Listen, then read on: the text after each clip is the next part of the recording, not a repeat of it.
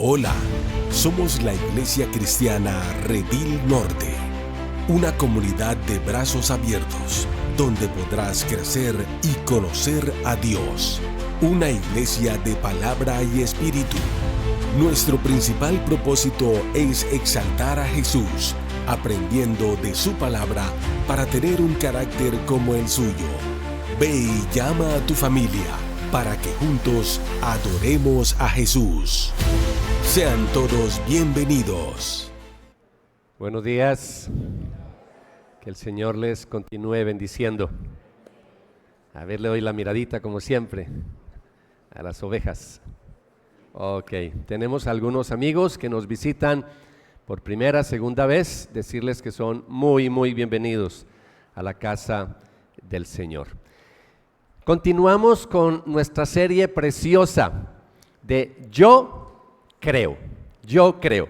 Estamos compartiendo para los amigos que nos visitan una serie que está basada en un resumen precioso, muy cortico, de las principales doctrinas cristianas. Es decir, cuando nos preguntan, ¿ustedes en qué creen?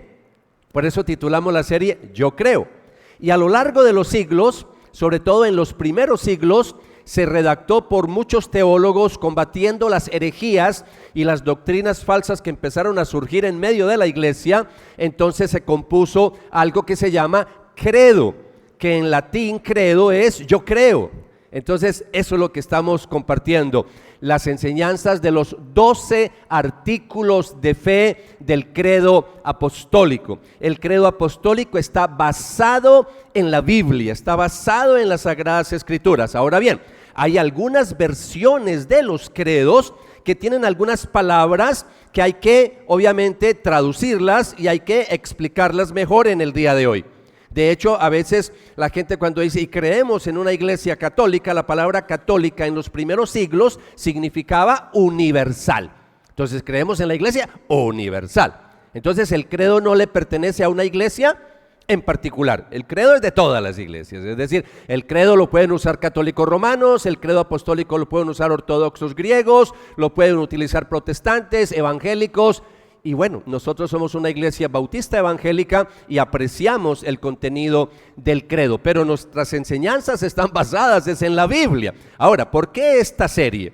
Porque me di cuenta que algunos creyentes que venían de otras iglesias y que los estábamos incorporando como miembros en nuestra comunidad, empecé a notar que no todos, pero en algunos habían algunos vacíos doctrinales.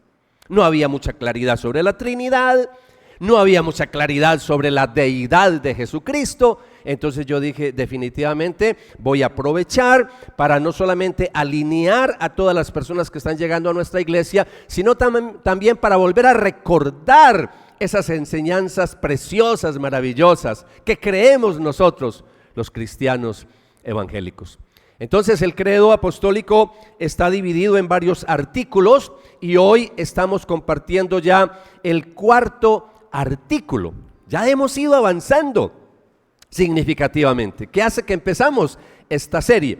Entonces yo he titulado esta serie, la he titulado Jesús, la predicación de hoy, Jesús el Cordero crucificado, y está basado en este artículo que van a ver en pantalla. Ahí está la diapositiva número 2 para que me acompañe. Ahí está, padeció, ¿qué dice el credo? Padeció ¿bajo qué? Bajo el poder de Poncio Pilato, fue crucificado, muerto y sepultado. Ese es el artículo que nos compete para el día de hoy. Y el título, como se lo acabo de anunciar, es Jesús el Cordero crucificado. Jesús el Cordero crucificado. Y el texto que vamos a leer y que nos va a recordar toda esta enseñanza, la encontramos en Isaías capítulo 53, versículo 5. Así que acompáñeme con ese texto precioso y de una vez le voy a animar a que ahora que llegue a su casa o mañana o esta semana, léase todo el capítulo de Isaías capítulo 53, que habla de un profeta que fue inspirado por el Espíritu Santo como Isaías y profetizó acerca de la muerte de Jesucristo, siglos antes de Jesús venir al mundo.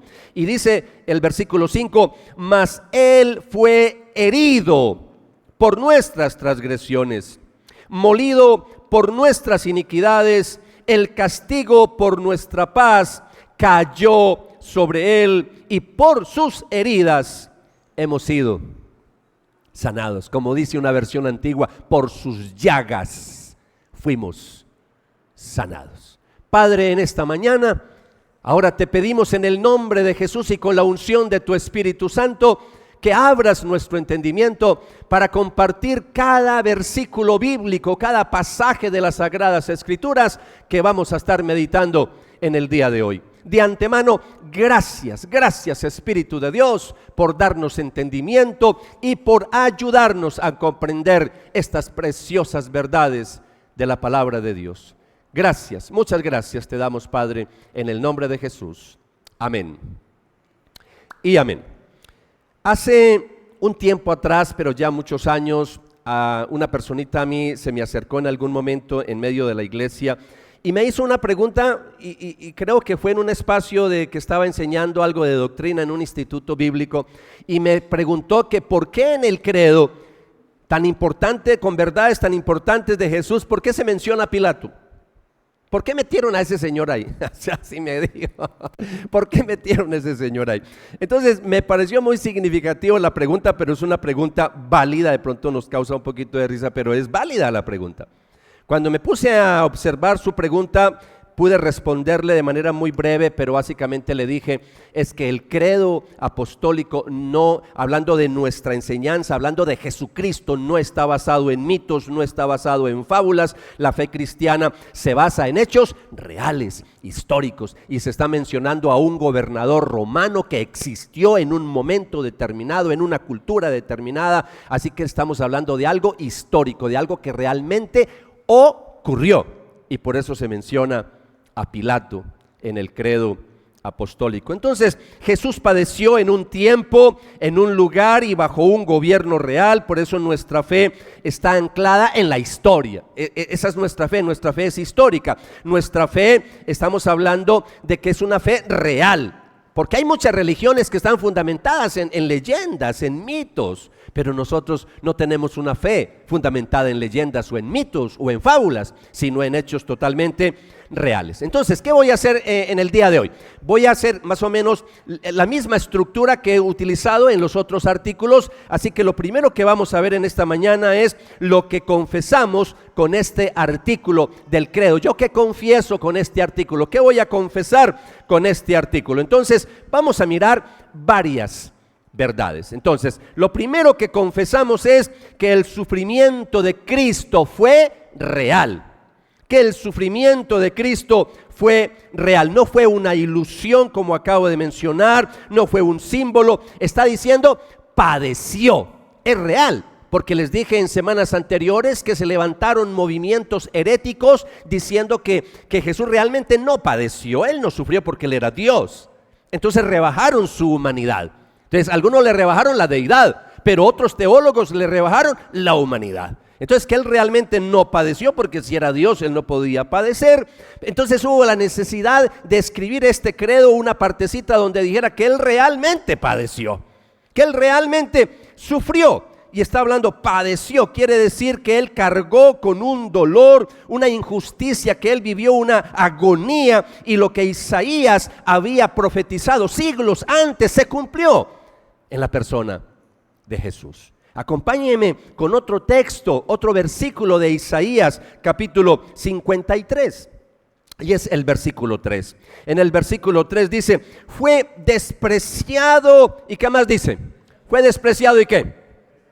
Fue despreciado y rechazado, hombre de dolores, hombre de dolores, hombre de dolores. Una versión dice, varón de dolores, hombre de dolores, conocedor de ¿qué? ¿Qué dice? Conocedor del dolor más profundo. Por eso el credo incluyó este artículo para hablar de que Jesús realmente padeció, conoció, conocedor del dolor más profundo. Eso es lo que confesamos, mis amados, con este credo, que el sufrimiento de Cristo fue real. Número 2, ¿Qué más confesamos? Número 2, que su juicio y condena fueron históricos. Fue un evento histórico. El credo menciona explícitamente a Poncio Pilato, que fue un gobernador romano de la provincia de Judea. Así que estamos hablando de algo histórico, y lo hace para recordarnos que la pasión de Cristo no ocurrió en un mundo mítico ni en un escenario simbólico, sino en una historia totalmente real. Poncio Pilato, gobernador de la provincia de Judea. Entonces Jesús fue llevado ante un tribunal político, así lo dice la historia, fue interrogado, fue azotado y finalmente sentenciado a muerte en medio de testigos que registraron esto oficialmente. Los apóstoles fueron testigos oculares. Todos los apóstoles, todos mencionan, narran precisamente el momento difícil de Jesús, su arresto, su sufrimiento durante esos días. Todo eso lo mencionan todos los escritores evangélicos, hablando de los evangelios, los apóstoles. Entonces alguien dirá, sí, pero los mismos cristianos están diciendo lo que ellos mismos creen, pero eso no ocurrió. Pero si uno se va a la historia, uno se da cuenta que historiadores como Tácito y como Josefo, que no eran cristianos, que no creían en Jesucristo, escribieron, narraron y contaron que eso fue un hecho histórico. Tácito y Josefo. Entonces, ante eso, muchos escépticos, muchos agnósticos tuvieron que claudicar y decir, realmente Jesús sí fue un personaje histórico. Yo, que soy de Shakira para atrás, yo tengo una enciclopedia que le heredé a mi papá. Él era fans de Círculo de Lectores, y entonces yo no sé si todavía existirá Círculo de Lectores, pero eso es un programa donde le vendían a uno los libros a crédito, y entonces mi papá tenía muchos libros, él era lector y tenía una biblioteca. Entonces yo crecí también un poquito enamorado de los libros, y en esa enciclopedia se habla de la historia universal, y en la historia universal hay un capítulo sobre Jesús, pero mínimo, sencillito, cortico, y básicamente todo lo que ese escritor de esa enciclopedia decía que él no existió, que eso era un mito, que eso era una fábula, que no había evidencia histórica. Pero afortunadamente a lo largo de los años se ha venido descubriendo manuscritos antiguos, históricos, como los de Tácito, como los de Josefo, que confirman que Jesús fue ejecutado bajo el gobierno de Poncio Pilato. Y eso es importante para nosotros, saber que nuestra fe es real, que es una fe basada en hechos históricos, que no se apoya en leyendas religiosas, sino en acontecimientos verificables, algo que fue público, algo que fue concreto. Entonces nosotros, cuando confesamos y cuando decimos que padeció bajo Poncio Pilato, estamos diciendo esto que acabo de mencionar. Entonces, iglesia, es una injusticia humana lo que hicieron con Jesús, pero se cumplió, porque así lo decía la palabra del Señor, que el Hijo de Dios, el Mesías, iba a venir, pero que el mundo le iba a rechazar. El mismo Jesús también lo profetizó. Él mismo dijo, me van a rechazar. Entonces, eso es lo que tenemos en las Escrituras. Entonces ya hemos venido diciendo que hay dos cosas que confesamos, y yo quisiera que ustedes tuvieran en su mente un poquito el bosquejo, para que los que no toman apuntes al menos lo puedan recordar. Entonces, yo siempre estoy haciendo una primera parte, es yo qué confieso con este artículo del credo, pero después me gusta entrar en una segunda parte para explicar un poquito qué significa estas palabras de este artículo del credo. ¿Qué significa que padeció, que fue crucificado, muerto y sepultado? ¿Qué significa eso? Entonces vamos a mirar ese segundo punto. ¿Por qué? ¿Qué significa esta declaración del credo? Avanzamos a la siguiente diapositiva, por favor. ¿Qué significa esta declaración del credo? Bueno, vamos a resumir un poquito esto, porque es algo muy amplio. Esto casi que se nos va de un seminario, pero yo estoy haciendo mi mayor esfuerzo para que todo un seminario que se da en las cumbres teológicas de los seminarios bíblicos, institutos bíblicos, yo estoy platanizando estas doctrinas en formato predicación. Entonces estoy resumiendo y estoy tratando de al final hacer unas aplicaciones que no se hacen en los seminarios, obviamente.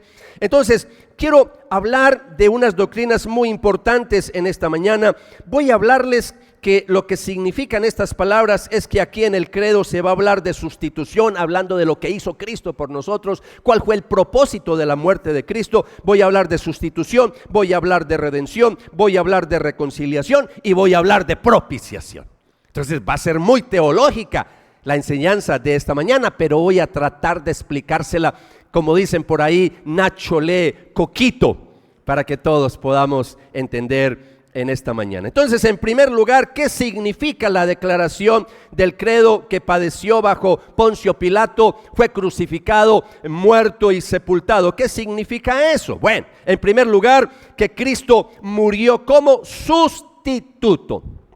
Murió como sustituto. ¿Qué significa eso? En lugar del pecador. Éramos nosotros los que teníamos que pagar, pero no podíamos pagar. Entonces Él muere por nosotros. En la cruz Jesús no solamente murió por causa del pecado, sino que en la cruz Él muere en lugar del pecador. Eso es lo que significa que Él es nuestro sustituto. Murió por nosotros. Él tomó el sitio del culpable, cargando en sí la pena que nosotros merecíamos. Éramos nosotros los culpables, pero Él muere por nosotros. No fue víctima de un sistema injusto, ni de una, algo que pasó en la historia, una fatalidad. No, Él fue el sustituto voluntario que estaba profetizado desde el Antiguo Testamento y que fue el plan por el cual Cristo vino aquí a la tierra. Él sabía a qué venía, porque el ser humano no podía pagar por sus pecados. No, era imposible que pudiera salvarse a sí mismo. Entonces ahora Jesús dice: yo voy a pagar esa deuda y yo voy a morir por cada uno de los pecadores. Por eso el profeta Isaías, inspirado por el Espíritu Santo, lo vio siglos antes. Y recordemos ese versículo que leímos al comienzo, versículo 5 de Isaías capítulo 53. Pero Él fue herido por nuestras transgresiones, molido por nuestras iniquidades. Mire lo que dice: murió por. Así empieza diciendo el texto: fue herido por nuestras transgresiones, molido por nuestras iniquidades. El castigo por nuestra paz cayó sobre Él, y por sus heridas hemos sido sanados. Aquí se cumple entonces, mis amados, el principio de la sustitución penal, que es tan apreciado en círculos teológicos reformados. Pastores, teólogos que me acompañan o que me están escuchando esta predicación, esto es de las cosas más valoradas en la teología reformada. Nosotros somos una iglesia bautista reformada que creemos, como lo estoy predicando en esta mañana, el principio de la sustitución penal, que Cristo muere por nosotros. Bien, ahora, la Biblia es muy clara al decirnos que Cristo murió. Eso no es el credo. Lo que pasa es que el credo está basado en la Biblia. Entonces tenemos que ir a la Biblia, por supuesto. Entonces, uno de los apóstoles que más desarrolló esta doctrina preciosa de la sustitución penal es el apóstol Pablo. Y Pablo lo desarrolla con lujo de detalle. Yo solamente voy a compartir unos 2 versículos bíblicos con ustedes. Romanos capítulo 5, versículo 8, dice así la palabra del Señor: pero Dios demuestra su amor para con nosotros, en que siendo aún pecadores, Cristo murió por nosotros. Cuando usted encuentre en la Biblia que Cristo murió por nosotros, recuerde que Él es nuestro sustituto. Muere por nosotros porque nosotros no teníamos la capacidad para salvarnos a sí mismos. Entonces en la cruz se produjo, esto es lo que se llama un intercambio divino. Esto es un intercambio. Nuestro pecado fue cargado sobre Cristo y su justicia fue acreditada a nosotros. Entonces ahí es donde nosotros hablamos de la doctrina de la justificación, que a veces es complicado explicarlo. Nosotros éramos los pecadores, nosotros éramos los injustos, y ahora Cristo carga sobre Él el pecado y su justicia pasa a nosotros. Hay ahí lo que se llama un intercambio, y el apóstol Pablo lo explica de manera maravillosa también en otra carta, y es en 2 de Corintios capítulo 5 versículo 21. Y ahí en ese pasaje a esa iglesia Pablo le dice lo siguiente: al que no cometió pecado alguno por nosotros. Mire, por nosotros. Dios lo trató como pecador para que en él, ¿qué? Para que en él recibiéramos la justicia de Dios. Lo trató como pecador para que en él recibiéramos la justicia de Dios. Y eso es lo que estamos hablando de esta doctrina preciosa. Es un acto que revela tanto la severidad del pecado como la profundidad del amor de Dios. Había que obviamente pagar por ese pecado. Dios, como dice en su palabra, Él no puede tener por inocente al malvado. Él tiene que castigarlo, tiene que condenarlo. Pero el Padre entonces, ¿qué hace? No redujo el costo del perdón, sino que lo asumió en su propio Hijo. Y eso es lo que yo quiero que vean, la severidad, sí, de la justicia de Dios, pero también la magnificación, el amor tan grande que Dios tiene por nosotros. Ahí es donde uno entiende ese texto hermoso del Evangelio, porque de tal manera amó Dios al mundo, que dio a su Hijo único, para que todo aquel que en él crea no se pierda, mas tenga vida eterna. Por eso la sustitución es el lenguaje para mí de la gracia. Es que Dios trató a su Hijo como si fuera pecador, para tratar al pecador como si fuera su hijo. Ese es el intercambio maravilloso que tenemos en esta doctrina. Bien, amados, muchas cosas para decir, pero tengo que avanzar. En segundo lugar, este tercer artículo del credo significa que Cristo murió como redentor, y eso significa liberación del poder del pecado. Entonces quiero que vea a Jesús en esta mañana. Cuando veas esta cruz simbólica que tenemos en nuestra iglesia, es que Él es nuestro sustituto, pero también que Jesús es nuestro ¿qué? Nuestro redentor. Y mire que estamos recordando doctrinas preciosas. Mucha gente dice que Jesús es el redentor, pero no sabe qué significa redentor. Y ese es el problema, que a veces tenemos una fe que no sabemos cómo compartirla, no sabemos cómo explicarla, y eso es lo que estoy tratando de hacer con esta serie, Yo Creo. Entonces, aquí, mis amados, básicamente es decirles que el pecado no solo nos hizo culpables, sino que también nos esclavizó. Eso es lo que hace el pecado con el ser humano, lo esclaviza. Y eso es lo que nos dice la palabra una y otra vez, que nosotros estamos muertos en delitos y pecados, es decir, estamos esclavos del pecado. Si Cristo no viene a rescatarnos, si no viene a redimirnos, grave, estaríamos todavía esclavos todavía del pecado. Entonces somos prisioneros de deseos desordenados, somos prisioneros de cadenas invisibles, y eso es lo que nosotros, por eso es que a veces uno ve personas que quieren salir adelante, pero no pueden salir adelante porque les falta el poder de Cristo en sus vidas. Están totalmente atados, y la única forma de desatarse es que Cristo venga a su rescate. Por eso Cristo no solamente vino a perdonarnos, sino que vino a rescatarnos. Y eso es importante que usted lo entienda en esta mañana. Entonces Jesús mismo lo dijo, Él mismo lo expresó, y quiero invitarle para que en el Evangelio de Mateo capítulo 10 versículo 45 usted en esta mañana pueda refrescar memoria con este pasaje tan hermoso, que yo sé que lo has leído muchas veces, lo has escuchado muchas veces, pero hoy lo vamos a recordar con un significado diferente. Porque ni aún el Hijo del Hombre, Jesús estaba hablando de Él mismo. Hijo de hombre es un lenguaje mesiánico. Él estaba diciendo: yo soy el Mesías. La palabra hijo de hombre se menciona en el libro del profeta Daniel para hablar de la venida del Mesías. Entonces Él está aquí ratificando su mesianismo. Porque ni aún el Hijo del Hombre vino para ser servido, sino ¿para qué? Sino para servir y para dar su vida, ¿en qué? En rescate por muchos. Para dar su vida en rescate por muchos. La palabra rescate aquí en el Evangelio es la palabra en griego lutrón. Y la palabra lutrón evoca ese precio pagado para liberar un esclavo en los tiempos de Cristo. Cuando se pagaba para darle la libertad, para que ese esclavo pudiera ser libre, se utilizaba el término griego lutrón. Y eso es el término que Jesús está utilizando acá, que Mateo utiliza, que fue lo que dijo Jesús. Jesús pagó con su propia sangre el precio de nuestra libertad. Y eso es lo que tenemos que recordar cuando pensamos en la sangre de Cristo.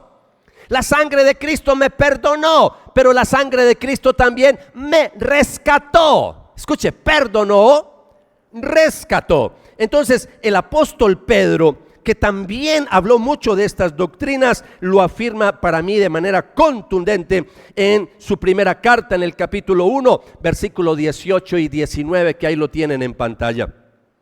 Pero ustedes saben que Dios pagó un rescate. ¿Quién pagó el rescate? ¿Quién pagó el rescate? No. ¿Quién pagó el rescate? El Padre. Estamos hablando en lenguaje trinitario. Recuerde que nosotros somos trinitarios. El credo es trinitario. El que paga el rescate es el Padre. Y nosotros que estamos familiarizados con tanta violencia en Colombia y tantos secuestros, entendemos muy bien cuando se paga por un rescate. De eso es que estamos hablando. Estábamos secuestrados nosotros en el pecado. Y ahora el Padre toma la iniciativa y paga ese rescate. Eso es lo que está diciendo Pedro. Pero ustedes saben que Dios, hablando del Padre, pagó un rescate. ¿Para qué? Para salvarnos ¿de qué nos iba a salvar? De la vida vacía que heredaron de sus antepasados, es decir, de Adán y de Eva. No fue pagado con oro, ni plata, ni bitcoins. No fue pagado con nada de estas cosas, dice, los cuales pierden su valor, sino que fue pagado ¿con qué? Con la preciosa sangre de Cristo, el Cordero de Dios, que no tiene pecado ni mancha. Por eso hoy estamos hablando del Cordero que fue crucificado. El Cordero que fue crucificado. Entonces esta redención, amados, no solo nos libra de la culpa, sino que también nos libra del dominio del pecado y de un personaje que nos tenía atados de la tiranía del diablo. Muchos teólogos no quieren hablar del diablo desde los púlpitos, pero hay momentos en que hay que mencionarlo, como en esta mañana. Pero lo mencionamos no para exaltarlo, sino que lo mencionamos para decir que es un enemigo derrotado, porque Cristo lo derrotó en la cruz del Calvario. Ustedes pueden creer eso conmigo. Él lo derrotó en la cruz del Calvario, eso es lo que está diciendo Pedro, inspirado por el Espíritu Santo. Pero Jesús, con su preciosa sangre, con la sangre del Cordero, que no tiene precio, que no tiene, es decir, no hay con qué valorar lo que hizo Cristo por nosotros, nos libró de esa tiranía, de la tiranía del diablo. Y eso es lo que dice Colosenses capítulo 1, versículo 13 y 14, cuando Pablo precisamente habla que uno de sus propósitos de la muerte de Cristo en ese rescate también era librarnos de esa tiranía del diablo. Y dice el apóstol Pablo, pues Él nos rescató. Otra vez, lenguaje de redentor. Pues Él nos rescató del reino de la oscuridad. ¿Quién fue el que nos rescató del reino de la oscuridad? No, otra vez, estamos en el rol trinitario. ¿Quién nos rescató? El Padre. Mire, otra vez. Pues Él nos rescató del reino de la oscuridad y nos trasladó al reino ¿de quién? De su hijo amado. El Padre es el que paga el rescate. El Padre es el que nos traslada al reino de su Hijo amado. ¿A quién qué? ¿Qué dice la palabra? ¿Quién compró? Hablando ahora sí de Cristo. ¿Quién compró nuestra libertad y perdonó nuestros pecados? Iglesia, de eso es lo que estamos hablando. Que estábamos en un reino de oscuridad bajo la tiranía del diablo, y ahora estamos trasladados al reino de la luz. Ahora experimentamos la luz de Cristo en nuestros corazones. ¿Cuántos pertenecen al reino de la luz en esta mañana? Somos del reino de la luz. Ya nos sacaron de la oscuridad. Nosotros no pasamos de la oscuridad a la luz. No fuimos nosotros los que tomamos la iniciativa. Fue el Padre, fue el Hijo, fue el Espíritu Santo el que nos sacó de esa oscuridad y nos trasladó al reino celestial. Iglesia, cada vez que un creyente vence la tentación, que rompe con esos patrones de esclavitud, está viviendo el fruto de la redención. Porque es que nosotros a veces no somos victoriosos en medio de tantas ataduras, porque todavía no nos hemos apropiado de lo que Cristo hizo por nosotros en la cruz del Calvario. Y eso es algo que usted tiene que aprender, a apropiarse de los beneficios de la muerte de Cristo. Por eso es que ahora, siendo hijos, siendo hijas de Dios, muchos viven en esclavitud del pecado. No han podido todavía superar esas esclavitudes y llevan años y años y años en la misma esclavitud. Pues yo creo que llegó la hora en que usted diga: me voy a apropiar de la muerte de Cristo, me voy a apropiar de lo que Cristo hizo por mi vida. ¿Está de acuerdo conmigo?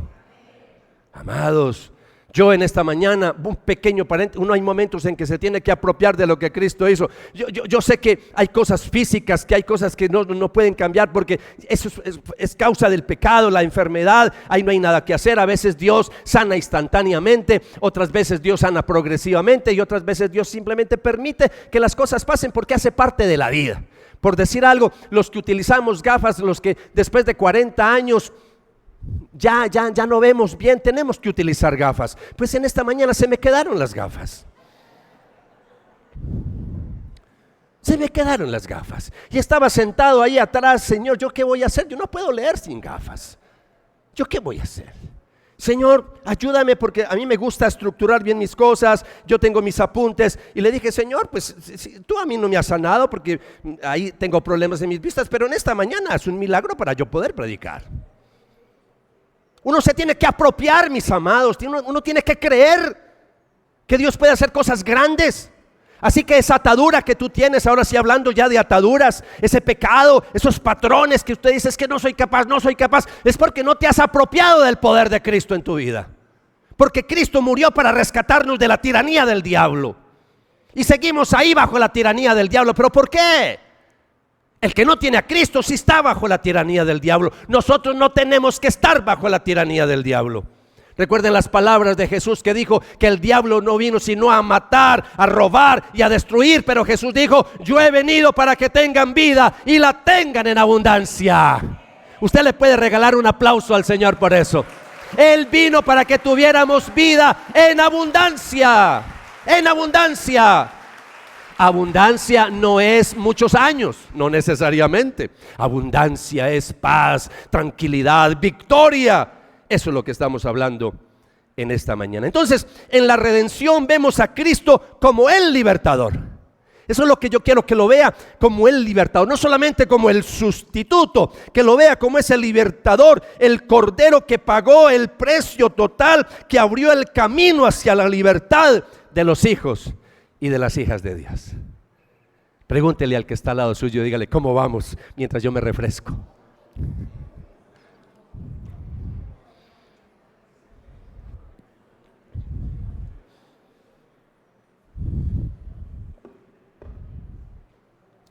Número 3. ¿Qué significa este tercer artículo del credo? ¿Qué significa? Significa que Cristo murió como reconciliador. Escúchame, estamos hablando de restauración de la comunión con Dios. Entonces vamos a ver a Cristo como sustituto, lo vamos a ver como redentor, pero ahora lo vamos a ver como ¿qué? Reconciliador, como reconciliador. Entonces, el pecado nos alejó de Dios, claro que sí, no solamente legalmente, sino también relacionalmente. Antes éramos amigos de Dios. Adán y Eva dialogaban con Dios cara a cara, pero llegó un momento en que vino el pecado, conoce la historia. Fueron destituidos, sacados del paraíso, del Edén. Y más adelante en el Nuevo Testamento se nos dice esa verdad. Dice: por cuanto todos pecaron, porque somos herederos del pecado de Adán y Eva, por cuanto todos pecaron, ¿están qué? Destituidos, alejados de la gloria, de la presencia salvadora de Dios. Estamos alejados de Dios. Entonces no solamente estamos alejados de Dios hablando en términos legales, sino que también estamos alejados de Dios en términos relacionales. Ya Dios dejó de ser amigo.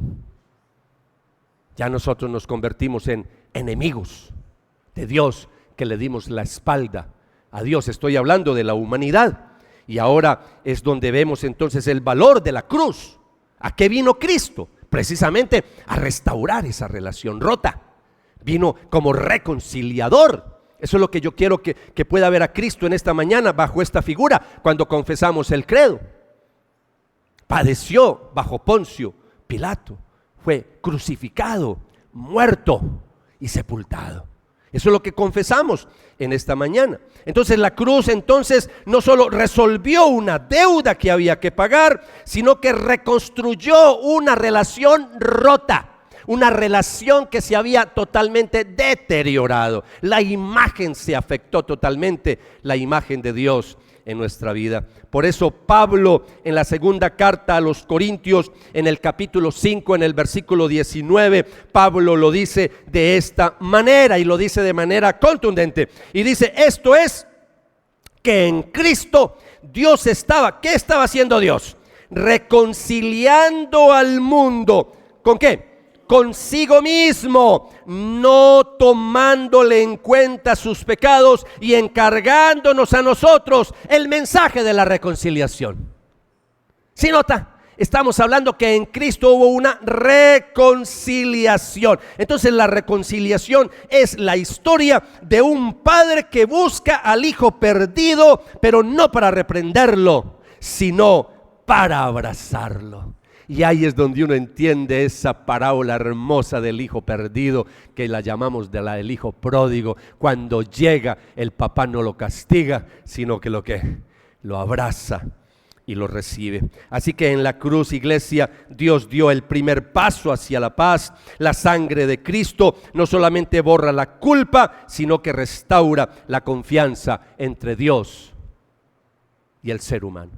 Y esa es una verdad muy preciosa que yo quisiera ampliarla en esta mañana, pero por cuestiones de tiempo no puedo. Pero déjeme cerrar porque necesito entrar a una cuarta explicación. Pero antes de eso, simplemente decirle que cuando el creyente ora, cuando el creyente adora, cuando el creyente sirve en la iglesia o afuera de la iglesia, lo hace no como un enemigo perdonado a distancia, sino como un hijo reconciliado y amado por nuestro Dios Trino, Padre, Hijo y Espíritu Santo. Por eso ahora vemos a Dios como nuestro papá. Y por eso podemos decirle, Abba Padre, papito hermoso. Por eso ahora podemos, como dice Cristo, que ahora ya Él abrió un camino para nosotros. Él es el camino, la verdad y la vida, y nadie llegará al Padre si no es a través de mí, lo dijo Jesús. Y lo dice uno de los apóstoles, que ahora tenemos entrada libre al cielo. ¿A través de quién? A través de la sangre de Jesucristo. Entonces es la reconciliación. En la reconciliación, que lo que hacemos, nos vemos a Cristo como un puente, porque realmente es un puente. Él es el mediador que une lo que el pecado había separado. Ahora Cristo es ese mediador, utilizando ese lenguaje de redentor, de redención. ¿Estamos bien con eso? Pero ahora también utilizando ese lenguaje de un reconciliador, alguien que sirve como mediador. Por eso hablábamos precisamente en semanas anteriores que Cristo es el único mediador entre Dios y los hombres. Él es el mediador. Bien, en cuarto lugar, iglesia, este tercer artículo del credo significa, número 4, que Cristo murió como propiciación. Escuche esa palabra, un poquito difícil de explicar. Voy a tratar de hacerlo bien en esta mañana. Como propiciación, y eso significa satisfacción de la justicia divina. Satisfacción de la justicia divina. El pecado, iglesia, no solo nos esclaviza, no solo nos separa, sino que cuando yo voy a la palabra del Señor, el pecado provoca la justa ira de Dios, provoca eso, ira. Y a veces no estamos familiarizados con esa figura de Dios, de su ira, porque nos gusta más pensar en el amor de Dios y no en la ira de Dios. Pero cuando hablamos de atributos, cuando hablamos de perfecciones de Dios, no solamente debemos de hablar de misericordia y de amor, sino que también debemos de hablar de la ira de Dios. ¿Sabe qué dice la Biblia también? Que cuando Cristo venga por segunda vez, se habla de la ira del Cordero. Raro esos lenguajes, un cordero con ira. Uno cuando ve un corderito no inspira sino ternura, pero la Biblia habla de la ira del Cordero, no para nosotros, sino para los que rechazaron su palabra. Entonces, hablar de propiciación, iglesia, estamos hablando de un Dios maravilloso que tenemos, pero que tiene que castigar, que tiene que condenar el pecado. Por eso el sacrificio de Cristo no solamente perdona pecados, sino que apacigua la ira de Dios. Porque Dios está airado con la humanidad por su pecado, pero ahora Cristo viene y muere, ¿para qué? Para apaciguar esa ira. Y yo sé que es un poquito difícil explicar esto, pero así lo dice la palabra del Señor. Por eso quiero que miremos lo que Pablo escribió a los romanos en el capítulo 3 y le explica una verdad preciosa, preciosa. Qué lástima que algunas versiones bíblicas, esa palabra propiciación, como es una palabra que ya no se usa en el día de hoy, la han sacado de las versiones más modernas de la Biblia. Pero cuando uno está explicando estas verdades, no podemos sacar esta palabra. Es cierto que ha sido olvidada, pero tenemos que volverla a explicar a las nuevas generaciones, porque está hablando de Cristo, una doctrina que no se puede perder. Eso es como decir lo que hacen algunas Biblias, que sacaron todo término donde dice la sangre de Cristo. Sí, porque están pensando en el lector de ahora, en el lector original, pero yo no puedo hacer eso. Yo estoy de acuerdo en cambiar algunas palabras para que entendamos. Ustedes saben que yo soy amante de versiones como Nueva Traducción Viviente, Nueva Versión Internacional. Soy un fan de Dios Habla Hoy. Pero iglesia, hay versículos donde tenemos que decir, no, esa no es la mejor traducción. Tenemos que volver al original. Y aquí tenemos una palabra que no podemos sacarla de la Biblia. La Nueva Biblia de las Américas lo hace muy bien, la Reina Valera lo hace muy bien, conserva esa palabra. Y la tenemos en Romanos 3:25. Y dice, a quien Dios, hablando del Padre, a quien Dios exhibió públicamente como ¿qué? Como propiciación por su sangre a través de la fe, como demostración de su justicia, para que, ¿qué es lo que dice la Biblia? ¿Para que en su qué? Exactamente, para que en su tolerancia ¿qué? Dice, Dios pasó por alto los pecados cometidos anteriormente. Esa es una verdad profunda, porque lo que hizo Cristo fue apaciguar esa ira de Dios para que Dios entonces mostrara su misericordia para nosotros. Voy a explicar un poquito la palabra propiciación. Propiciación es una palabra griega que se usaba también en el Antiguo Testamento para referirse a esa tapa del arca del pacto. La tapa que cubría el arca del pacto, a eso se le llamaba propiciatorio en el Antiguo Testamento. Usted lo ha leído muchas veces. ¿Y eso qué hacía? Ahí era donde la sangre del sacrificio se rociaba una vez al año. ¿Para qué? Para cubrir el pecado del pueblo. Se cubría el pecado del pueblo. Eso es lo que hace la propiciación. Por eso la Biblia, cuando habla de Jesús, utiliza ese lenguaje del Antiguo Testamento, y todos esos lenguajes de sacrificios del Antiguo Testamento los utiliza en el Nuevo Testamento, pero aplicado a Cristo. Él es el Cordero. Ese cordero que se sacrificaba en el Antiguo Testamento, ahora Él se sacrificó por nosotros. Él es el verdadero Cordero de Dios. Él es nuestra Pascua. Así lo dice el apóstol Pablo. Entonces, en la cruz, Cristo se convirtió en ese propiciatorio viviente. Su sangre no solamente cubrió, sino que canceló nuestra culpa. Por eso ya no hay necesidad de que una vez al año se haga esto. Ya no hay necesidad de que venga un sacerdote una vez al año. Ya Cristo es el sumo sacerdote que murió una vez y por siempre para nosotros. Ya el pecado ha sido perdonado, ya la deuda ha sido pagada, ha sido cancelada.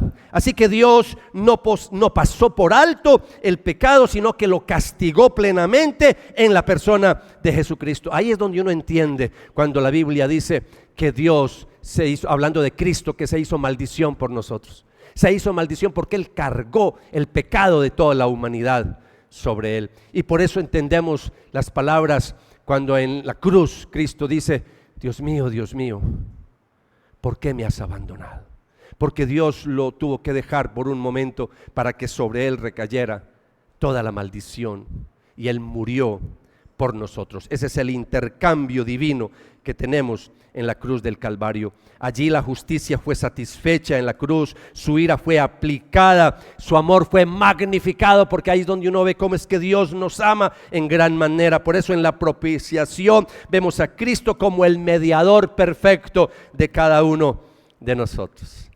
No sé, iglesia, si traté de comunicarme bien con ustedes en esta mañana. Yo espero haberlo hecho bien, que unas doctrinas tan profundas usted pudiera haber entendido bien, al menos estas 4, hay más, pero Él es nuestro sustituto. A ver, ustedes me ayudan. Número 2, nuestro Redentor, nuestro reconciliador y propiciador. Y eso lo podemos resumir ahí está en pantalla: sustitución, redención, reconciliación, propiciación. Iglesia, tengo que decirles, los que han nacido en esta iglesia, los que me han acompañado por años en esta iglesia, esto no son mensajes comunes en otras iglesias evangélicas. Esto casi no se predica, esto casi no se enseña. Esto a veces se deja, si es que se enseña por allá en institutos bíblicos, pero los creyentes en la iglesia no saben qué es el evangelio de Cristo. Y el evangelio de Cristo es esto, es explicarles a qué vino Jesucristo. Entonces, ninguna de estas doctrinas, de estos símbolos, de estas figuras se opone a las otras. No, hay que enseñarlas todas. Todas juntas componen como una sinfonía hermosa de salvación. Por eso tenemos que hablar de sustitución, reconciliación y aún más justificación, que lo dije ahí por los laditos. Tenemos que hablar de todas estas doctrinas preciosas. En la cruz Dios fue justo al castigar el pecado y amoroso al salvar al pecador. Por eso quiero cerrar, amados, en esta mañana, para que entremos en unas aplicaciones, solamente para decirles, hablando de la muerte de Cristo, que cada clavo, cada herida, cada gota de su sangre en la cruz pronunciaban ese mismo mensaje una y otra vez: esto lo hice por ti, esto lo hice por ti. Todo lo que Jesús hizo en la cruz lo hizo por nosotros. Quiero que resaltemos eso, la sustitución. Él muere por nosotros. Dentro de las aplicaciones pastorales que quiero hacer en esta mañana, me le va a decir a la persona que está al lado suyo: dígale mucha atención, dígale no se me distraiga, no me ponga conversa, que quiero escuchar estas aplicaciones.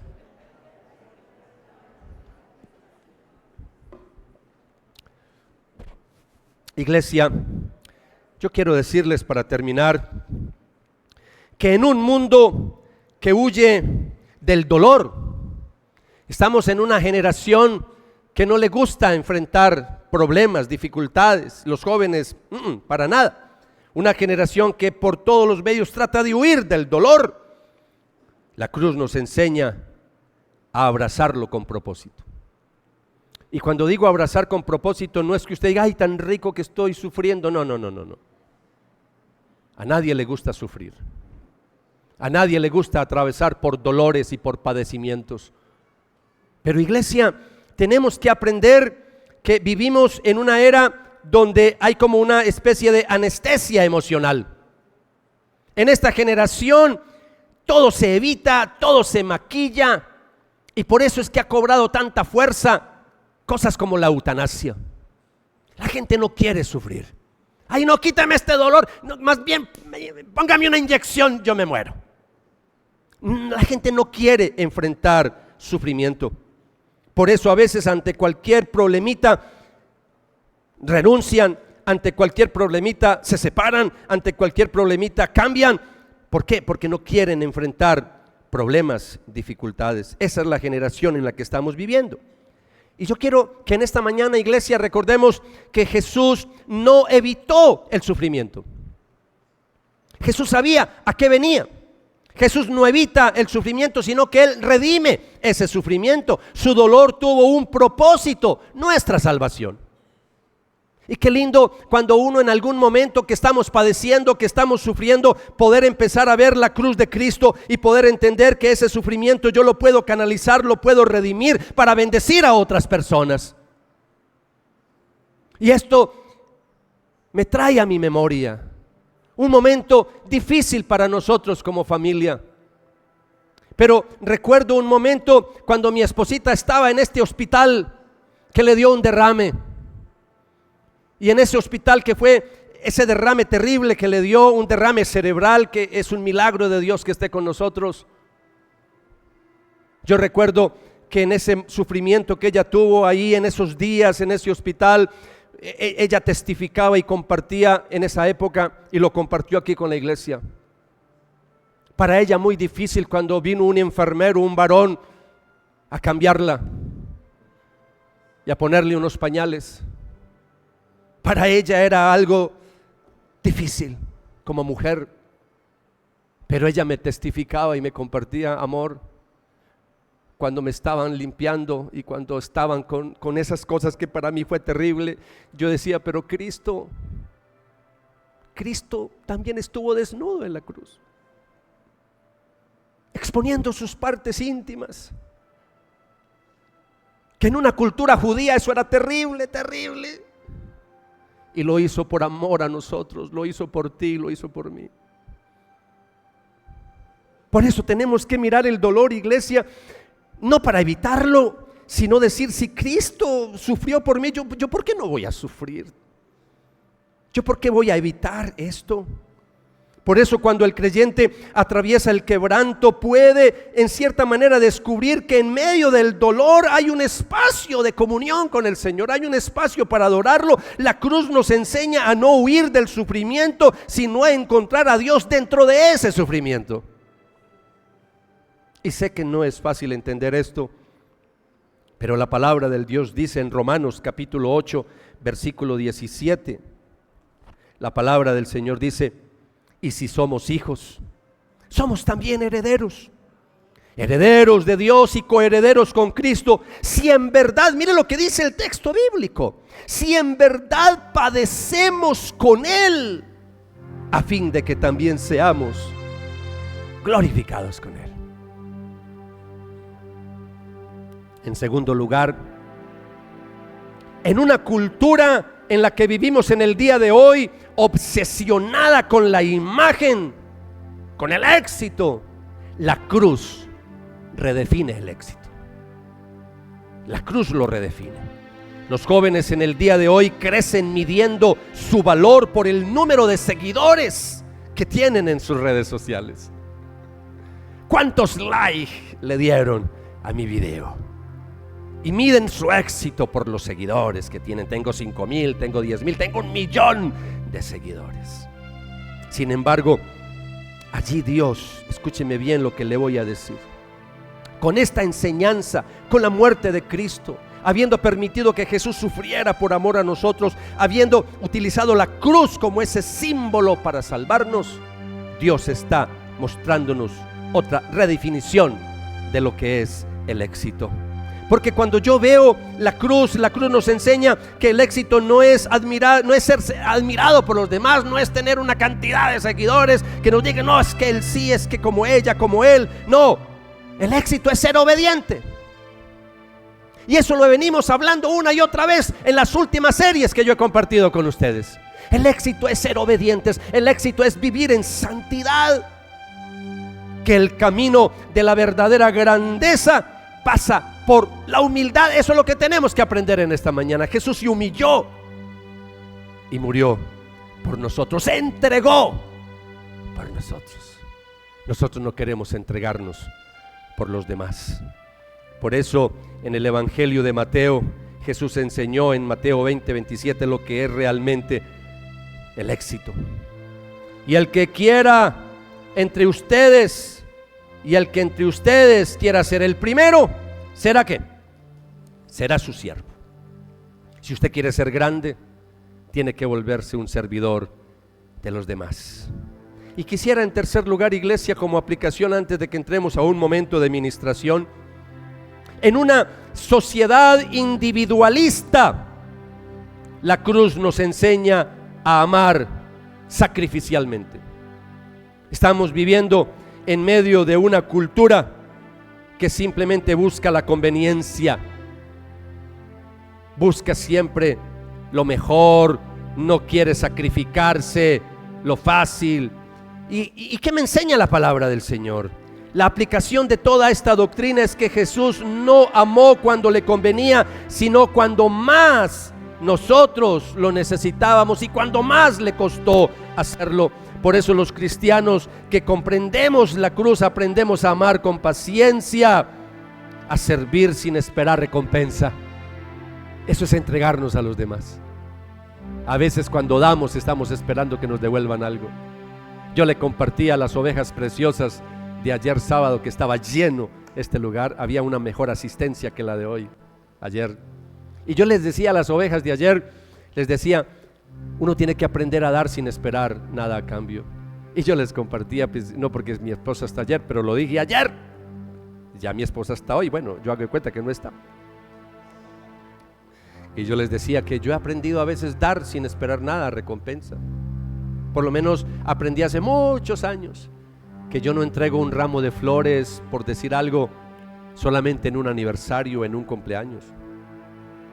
Yo aprendí a hacerlo en días que ella no espera que yo le dé un ramo de flores. No estoy esperando nada, no es el día del amor y la amistad que te regalo para que me regales. No. Y a veces lo hago en el día que uno menos lo espera, un lunes o un martes después de un festivo. Iglesia, con eso le quiero simplemente explicar verdades profundas.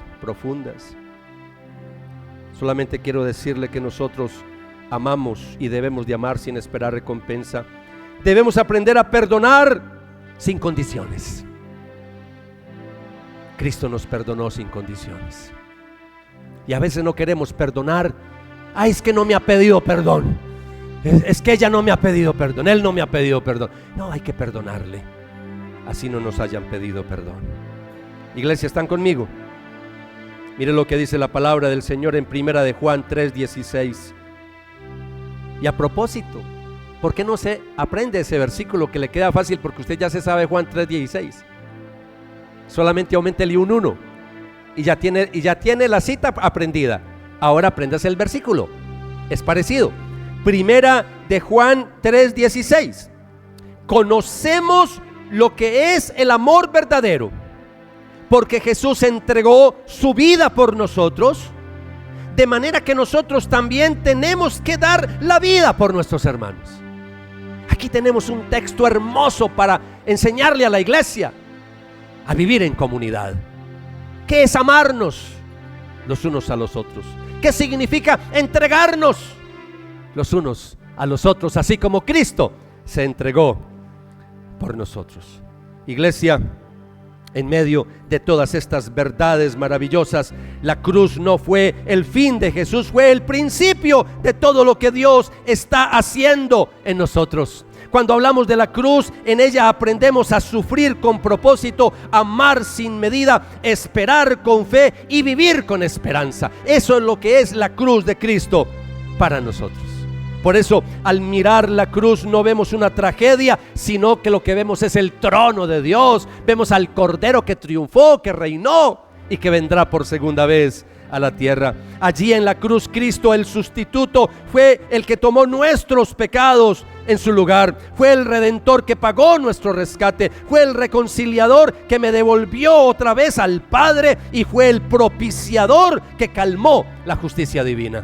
Eso es lo que es estas grandes verdades que estamos compartiendo en esta mañana. La cruz es el punto donde el amor y la justicia de Dios se abrazan y donde el pecador se encuentra con su Salvador. Por eso cada vez que decimos fue crucificado, muerto y sepultado, recordamos que nuestra culpa fue crucificada con Él, nuestro pasado fue sepultado con Él y nuestra esperanza resucitada con Él. Inclina tu rostro. Quiero orar por ti en esta mañana. No te me distraigas, por favor. Cierra tus ojos. Tenga un momento de adoración al Señor. Deja que el Espíritu Santo te guíe en esta mañana. Pero no quiero ver a nadie distraído. Quiero orar por ti en esta mañana. Señor Jesús, hoy venimos a tus pies trayendo nuestro dolor, nuestras cargas y nuestras lágrimas. Quiero que le presentes al Señor en esta mañana ese dolor que tienes. Un dolor físico, un dolor emocional, un dolor del alma. Preséntale ese dolor al Señor en esta mañana. Preséntale tus cargas, preséntale tus lágrimas. Amado Jesús, tú conoces lo que es sufrir. Tú conoces lo que es el sufrimiento. Tú conoces lo que es el cansancio del cuerpo, Señor, cuando estamos bajo el peso de una enfermedad. Tú conoces lo que es el debilitamiento, porque también estuviste en un cuerpo como el de nosotros. Tú también sabes lo que es ser traicionado por los amigos. Tú también sabes lo que es ser traicionado por un familiar. Tú también sabes lo que es estar viviendo momentos de soledad en noches cuando no hay consuelo. Por eso en esta mañana te pido que tu cruz se haga presente para mi vida, Señor. Se haga presente, te pido en esta mañana, para todos aquellos que en nuestra iglesia Redil Norte están pasando por algún momento de dolor y de sufrimiento. Te ruego, Señor, en esta mañana por aquellos que sufren enfermedades físicas. Tú sabes lo que significa el dolor, el agotamiento, la fragilidad. Pon tus manos en este momento, Señor, sobre las heridas. Pon en este momento, Señor, tus manos sobre todo cuerpo quebrantado. Que tu presencia venga en este momento. Padre, ahora mismo en el nombre de Jesús, yo reprendo toda enfermedad física. Reprendo todo dolor físico en el nombre de Jesús. Tu palabra dice que tú nos has dado autoridad sobre las enfermedades y sobre las dolencias. Así que en el nombre de Jesús en esta mañana, fuera toda enfermedad, fuera todo dolor en el nombre de Jesús. Declárate sano y sana en esta mañana. Declara que no hay dolor en esta mañana. Declara que no hay dolor en esta mañana. Confiésalo en esta mañana, que el Señor está en medio de nosotros. Señor, tu palabra dice que por tus llagas, que por tu dolor, que por tus heridas fuimos sanados. Apropiate de esa palabra. Apropiate de esa palabra en esta mañana. Señor, yo te pido también en el día de hoy por los que viven en soledad profunda, Señor, los que están viviendo momentos de mucha soledad en esta mañana. Aquellos, Señor, aquellos que a veces sonríen por fuera, pero que están llorando por dentro. Aquellos que están viviendo, Señor, un momento de mucha soledad, de mucha soledad. Te pido en esta mañana que venga sobre ellos, Señor. Tú fuiste abandonado para que nosotros nunca estuviéramos solos en la vida. No estamos solos. Te tenemos a ti, Señor. Tú estás a nuestro lado, Señor. Tú estás en mi cuarto. Tú estás en mis pensamientos. Tú estás en todo momento en mi vida, Señor. Tú estás ahí, Señor. Yo quiero sentir tu presencia en esta mañana, porque yo sé que tú estás a mi lado, Señor. Tú estás a mi lado. Yo quiero descubrir una vez más esa compañía, porque a veces me he sentido solo.